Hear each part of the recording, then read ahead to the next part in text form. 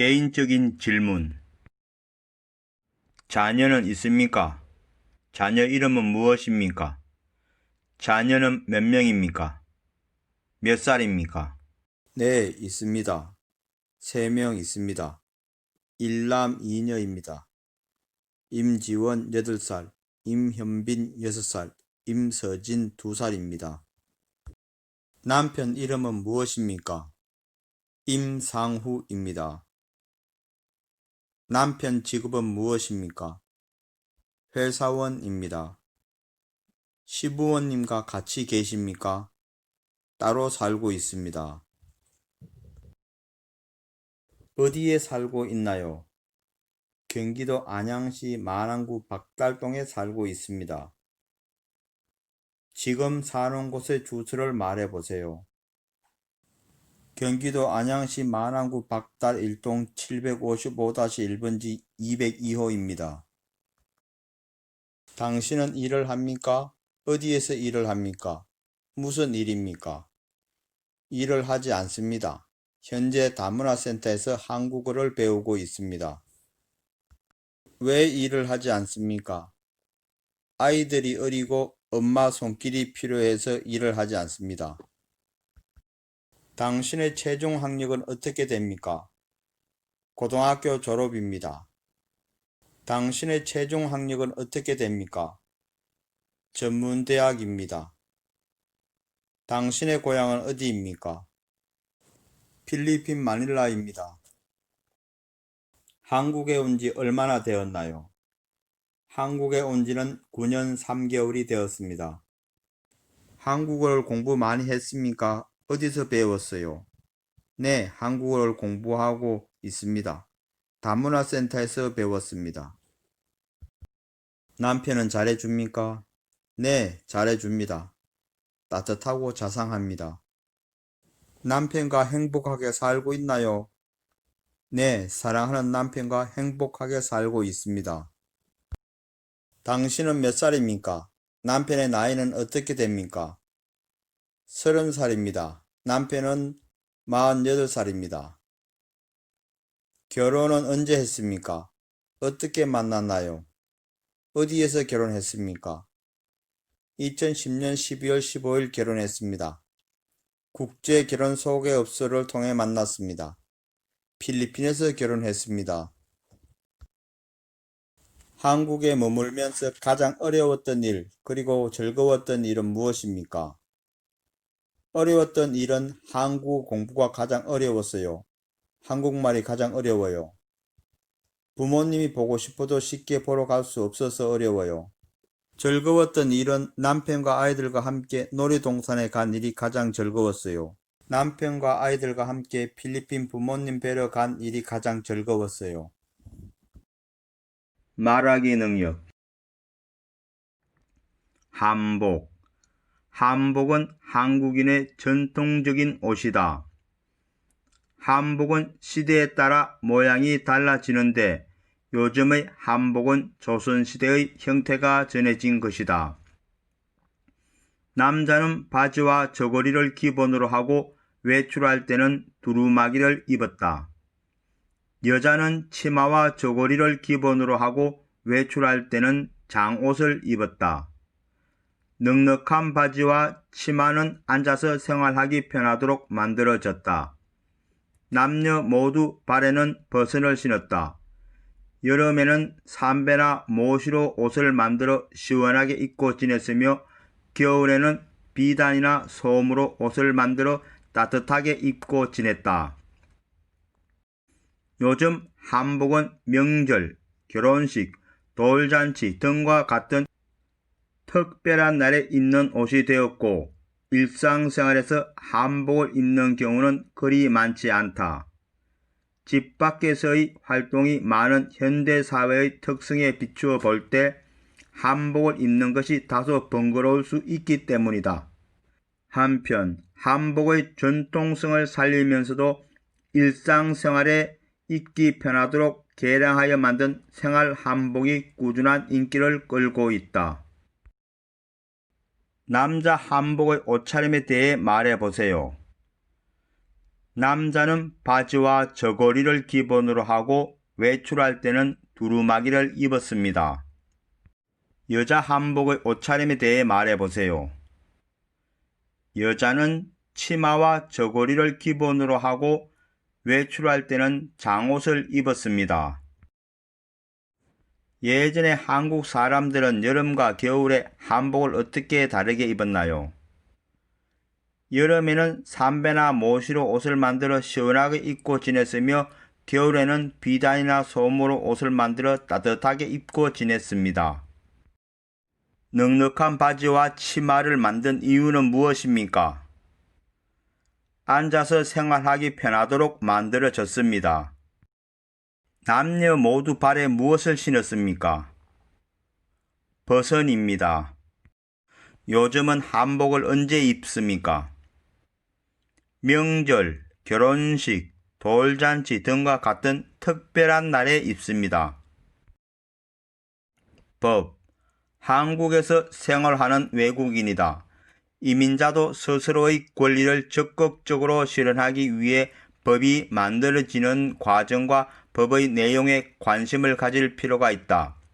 보다 많은 사람들의 의견 제시와 참여를 통해 지속적으로 좋은 법이 만들어질 때 한국 사회는 보다 정의로운 사회가 될 수 있을 것이다. 서울특별시 서초구 서초동에 있는 대법원에는 정의의 여신상이 있다. 정의의 여신상은 오늘날 한국의 법이 추구하는 모습을 상징하고 있다. 정의의 여신상은 한 손에는 저울을, 다른 한 손에는 법전을 들고 있으며 두 눈을 뜨고 있다. 법전은 누구나 법에 따라 공정하게 재판한다는 것을 뜻하며 저울은 각 사람의 권리나 잘잘못을 올바르게 판단하겠다는 뜻이다. 그리고 두 눈을 뜨고 있는 것은 사회적 약자를 적극적으로 돕겠다는 의미를 담고 있다. 정의의 여신상이 상징하는 것은 무엇입니까? 정의의 여신상은 오늘날 한국의 법이 추구하는 모습을 상징하고 있습니다. 대법원은 어디에 있습니까? 서울특별시 서초구 서초동에 있습니다. 정의의 여신상은 왜 눈을 뜨고 있습니까? 두 눈을 뜨고 있는 것은 사회적 약자를 적극적으로 돕겠다는 의미를 담고 있습니다. 정의의 여신상이 한 손에 왜 저울을 들고 있습니까? 각 사람의 권리나 잘잘못을 올바르게 판단하겠다는 뜻입니다. 정의의 여신상은 왜 법전을 들고 있습니까? 누구나 법에 따라 공정하게 재판한다는 뜻입니다. 정의로운 법. 법을 지키는 것은 한국에서 함께 살아가는 사람들이 기본적으로 지녀야 할 태도이다. 한국에서 생활하는 외국인들도 법을 잘 지켜야 한다. 법을 잘 지킴으로써 스스로의 권리와 다른 사람의 권리를 더 잘 보장할 수 있다는 것도 기억해야 한다. 서울특별시 서초구 서초동에 있는 대법원에는 정의의 여신상이 있다. 정의의 여신상은 오늘날 한국의 법이 추구하는 모습을 상징하고 있다. 정의의 여신상은 한 손에는 저울을, 다른 한 손에는 법전을 들고 있으며 또 눈을 뜨고 있다. 법전은 누구나 법에 따라 공정하게 재판한다는 것을 뜻하며 저울은 각 사람의 권리나 잘잘못을 올바르게 판단하겠다는 뜻이다. 그리고 두 눈을 뜨고 있는 것은 사회적 약자를 적극적으로 돕겠다는 의미를 담고 있다. 정의의 여신상이 들고 있는 법전과 저울은 각각 무엇을 뜻합니까? 법전은 누구나 법에 따라 공정하게 재판한다는 것을 뜻하며 저울은 각 사람의 권리나 잘잘못을 올바르게 판단하겠다는 뜻입니다. 정의의 여신상이 두 눈을 뜨고 있는 이유는 무엇입니까? 사회적 약자를 적극적으로 돕겠다는 의미를 담고 있습니다. 대법원이 위치한 곳은 어디입니까? 서울특별시 서초구 서초동에 있습니다. 정의의 여신상은 무엇을 상징합니까? 오늘날 한국의 법이 추구하는 모습을 상징하고 있습니다.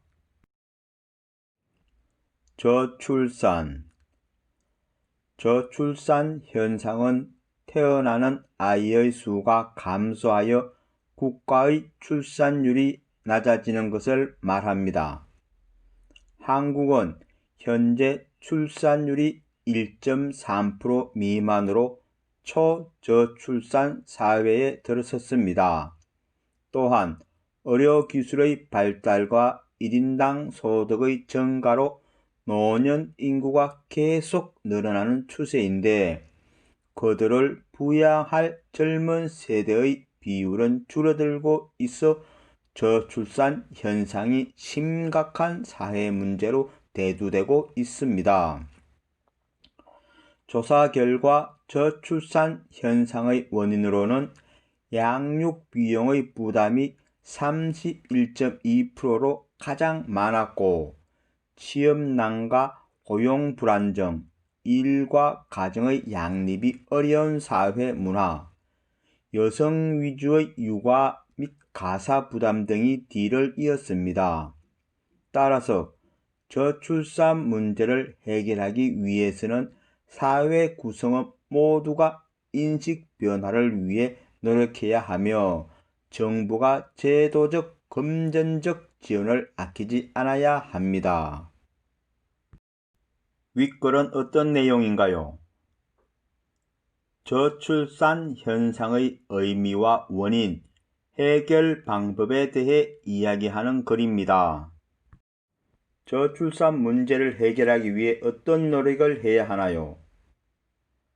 아이를 잘 양육할 수 있도록 사회 구성원의 인식 변화와 정부의 제도적, 금전적 지원이 필요합니다. 저출산 현상의 원인은 무엇인가요? 많은 양육 비용, 취업난과 불안정한 고용, 일과 가정에서의 역할을 동시에 해내기 쉽지 않은 사회 문화, 여성 위주의 육아 및 가사 부담 등의 이유 때문에 아이를 낳지 않으려고 합니다. 저출산 2. 한국은 현재 저출산 고령화 문제가 심각한 상황입니다. 그렇다면 출산율이 낮은 이유는 무엇일까요? 이에 대해 한국인을 대상으로 조사한 결과 교육비가 부담스럽다는 의견이 가장 높게 나타났습니다. 그 다음으로는 맞벌이 가정의 증가로 특히 여성들이 일과 양육을 동시에 하는 것이 어려워서라는 응답이 뒤를 이었습니다. 세 번째로 많은 응답은 정부의 재정적 지원이 적어서라는 대답이었습니다. 끝으로 개인주의가 확산됨에 따라 자녀의 얽매인 삶이 싫어서라는 응답은 가장 적게 나타났습니다. 전문가들은 저출산 문제를 해결하기 위해서는 정부가 사교육비를 줄일 수 있도록 하고 일하는 여성에게 마음 놓고 일할 수 있도록 지원을 아끼지 않아야 할 것이라고 말했습니다. 조사 결과 한국의 출산율이 낮은 첫 번째 이유는 무엇입니까? 교육비가 부담스럽습니다. 조사 결과에서 응답이 가장 적게 나타난 답변은 무엇입니까? 개인주의가 확산됨에 따라 장녀의 얽매인 삶을 싫어합니다. 정부가 사교육비를 줄일 수 있도록 해야 하는 이유는 무엇입니까? 저출산 문제를 해결하기 위해서입니다. 전문가들이 저출산 문제를 해결하기 위해 말한 두 가지 방법은 무엇입니까? 정부가 사교육비를 줄일 수 있도록 하고 일하는 여성에게 마음 놓고 일할 수 있도록 지원을 아끼지 않아야 할 것이라고 말했습니다. 전통 혼례 한국의 전통 혼례는 신부의 집에서 치르는 것이 관례입니다. 신부의 집에서는 혼례일을 정하고 신랑 집에서는 혼례 전날에 옷감과 편지가 든 함을 신부 집으로 보냈습니다. 혼례날 신부는 두 볼에는 연지, 이마에는 곤지를 찍었습니다. 붉은색이 나쁜 것을 막아준다고 믿었기 때문입니다. 마주보고 서 있는 신랑과 신부의 가운데 놓인 상에는 암수 한 쌍의 나무 기러기를 놓았습니다. 기러기는 부부가 평생 헤어지지 말고 행복하게 살라는 사람들의 마음을 담고 있습니다. 신랑과 신부는 서로 절을 하고 술잔을 나눈 뒤 부부로서 서로가 하나됨을 약속하였습니다. 혼례를 치르고 나면 부부는 집안 어른들께 패백을 드렸습니다. 가족들은 신부에게 대추와 밤을 던져주며 자식을 많이 낳고 복되게 살라고 기원해 주었습니다. 윗글은 어떤 내용인가요? 한국의 전통 혼례에 관한 글입니다. 나쁜 것을 막기 위해 신부는 무엇을 하나요? 신부는 나쁜 것을 막기 위해 두 볼에는 연지를 찍고 이마에는 곤지를 찍었습니다. 암수 한 쌍의 기러기는 무엇을 의미하나요? 암수 한 쌍의 기러기는 부부가 평생 헤어지지 말고 행복하게 살라는 사람들의 마음을 담고 있습니다. 패백을 드릴 때 가족들은 신부에게 왜 대추와 밤을 먼저 주나요? 대추와 밤은 많은 자식과 복을 의미하기 때문에 자식을 많이 낳고 복되게 살라고 대추와 밤을 던져줍니다. 비닐 쇼핑백. 비닐 쇼핑백은 태우면 나쁜 물질이 발생하고 땅에 묻으면 다 썩는데 몇백 년이 걸린다. 따라서 환경을 위해 가능하면 사용을 줄이는 것이 좋다.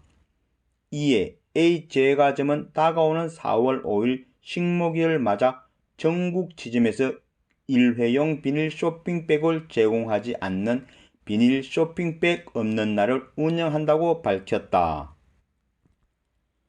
이날 A제과점은 일회용 비닐 쇼핑백 제공을 중단하고 쇼핑백을 원하는 고객에게는 비닐 쇼핑백 대신 종이 봉투를 제공할 예정이다.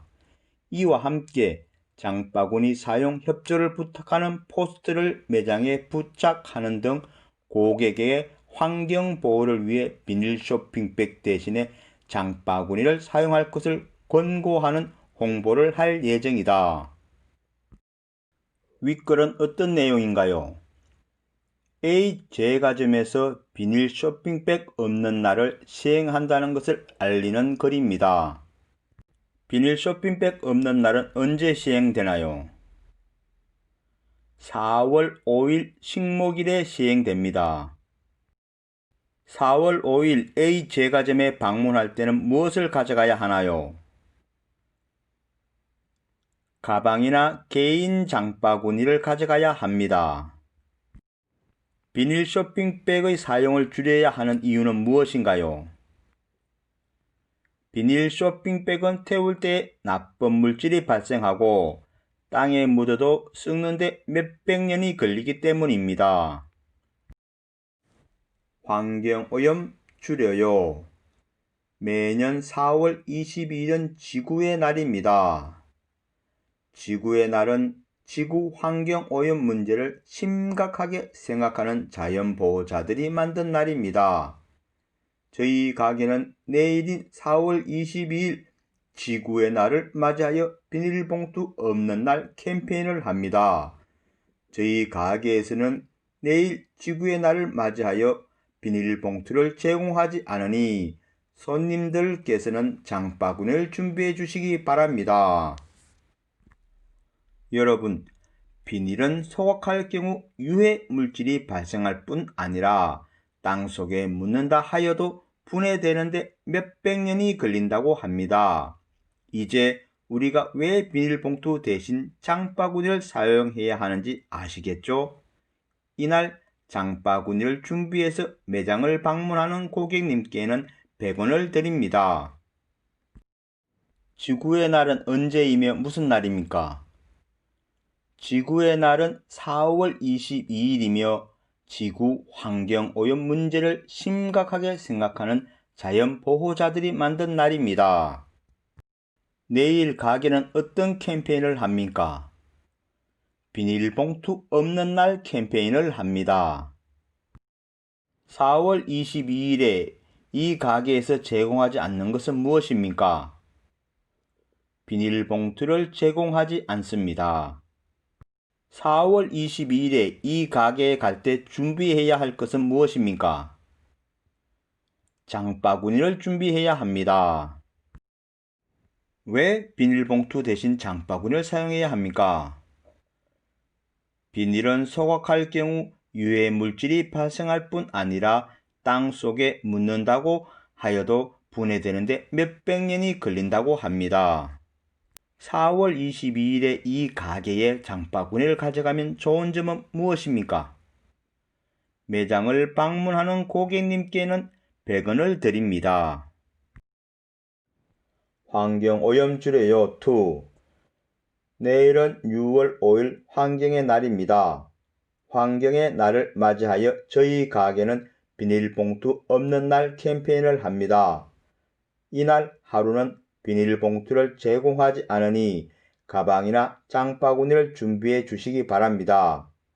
여러분, 비닐을 소각할 경우 유해 물질이 발생할 뿐 아니라 땅 속에 묻는다고 해도 분해되는데 몇백 년이 걸린다고 합니다.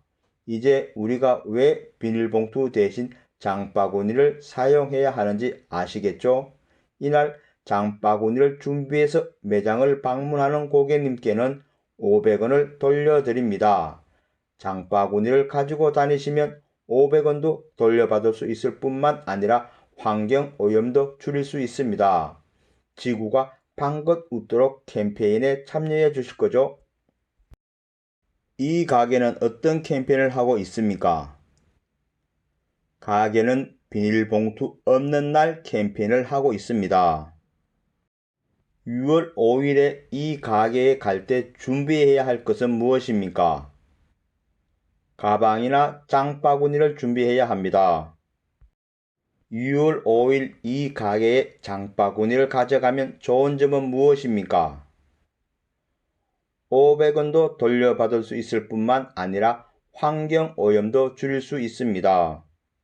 6월 5일에 이 가게에서 제공하지 않는 것은 무엇입니까? 비닐봉투를 제공하지 않습니다. 교육. 아이가 많이 컸네요. 몇 살입니까? 네, 아이가 7살이에요. 내년에 초등학교에 들어가요. 그래요? 이제 다 키우셨네요.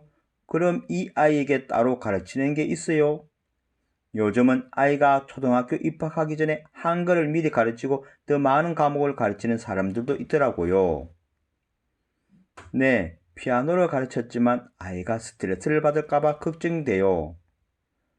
스트레스를 받지 않도록 신경만 쓰면 조기 교육이 좋은 점도 많아요.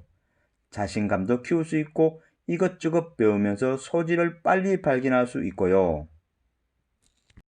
아이가 몇 살입니까? 7살입니다. 아이가 언제 초등학교 갑니까? 내년에 초등학교 갑니다. 아이는 무엇을 배우고 있나요? 피아노를 배우고 있습니다. 교육. 아이가 많이 컸네요. 몇 살입니까? 네, 아이가 9살이에요. 작년에 초등학교에 들어갔어요. 그래요. 이제 다 키우셨네요. 그럼 아이에게 따로 가르치는 게 있어요. 요즘은 아이가 초등학교 입학하기 전에 한글을 미리 가르치고 더 많은 과목을 가르치는 사람들도 있더라고요. 네, 영어하고 피아노, 태권도, 음악을 가르쳤지만 아이가 스트레스를 받을까봐 걱정도 되고요. 스트레스 받지 않도록 신경만 쓰면 조기 교육이 좋은 점도 많대요. 자신감도 키울 수 있고 이것저것 배우면서 소질을 빨리 발견할 수도 있고요. 여자의 아이가 공부하고 있는 과목은 무엇입니까? 영어, 피아노, 태권도, 음악을 공부하고 있습니다. 여자의 아이는 몇 살부터 학교를 보냈습니까? 8살입니다. 여자의 아이가 언제 초등학교에 갔습니까? 작년에 갔습니다. 여자는 무엇을 걱정합니까? 아이가 스트레스를 받을까봐 걱정합니다. 아이가 일찍 교육을 받으면 좋은 점은 무엇입니까? 자신감도 키울 수 있고 이것저것 배우면서 소질도 빨리 발견할 수 있습니다.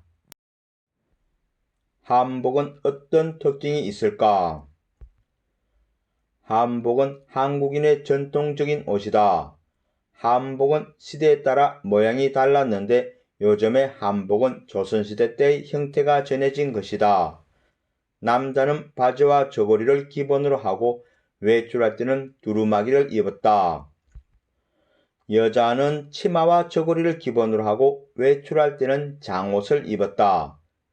여름에는 삼배나 모시로 옷을 만들어 시원하게 입고 지냈으며 겨울에는 비단이나 소음으로 옷을 만들어 따뜻하게 입고 지냈다.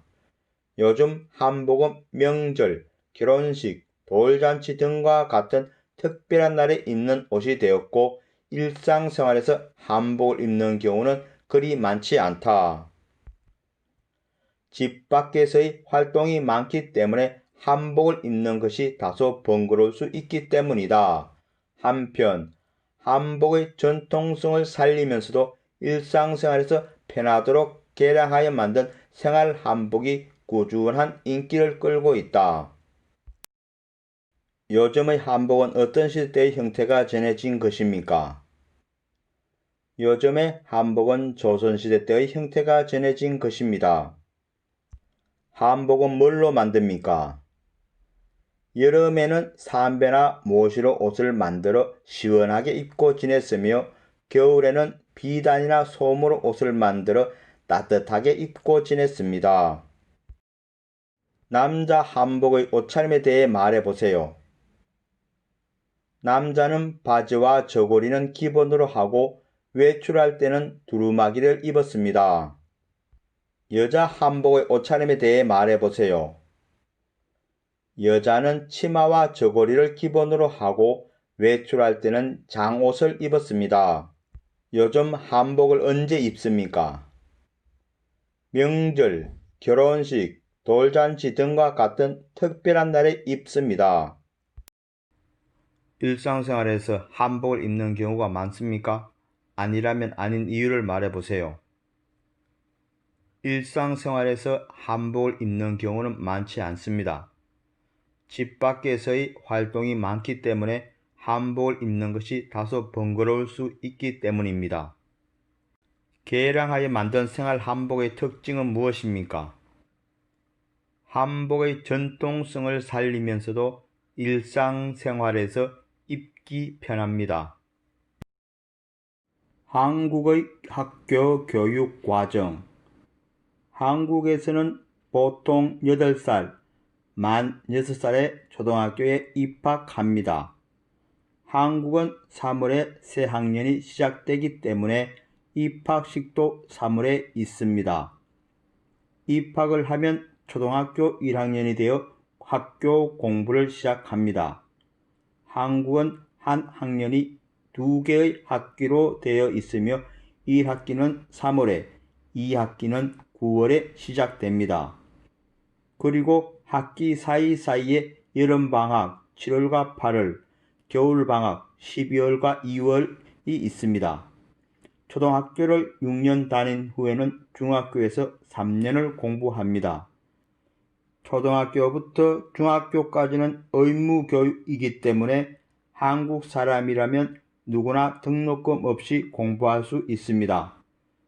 고등학교는 3년 과정으로 대학 진학을 위한 일반계, 인문계 고등학교와 직업교육을 받을 수 있는 전문계 고등학교, 그리고 특기와 소질을 살릴 수 있는 특수 목적 고등학교, 외국어 고등학교 및 예술 고등학교 등 여러 종류가 있습니다.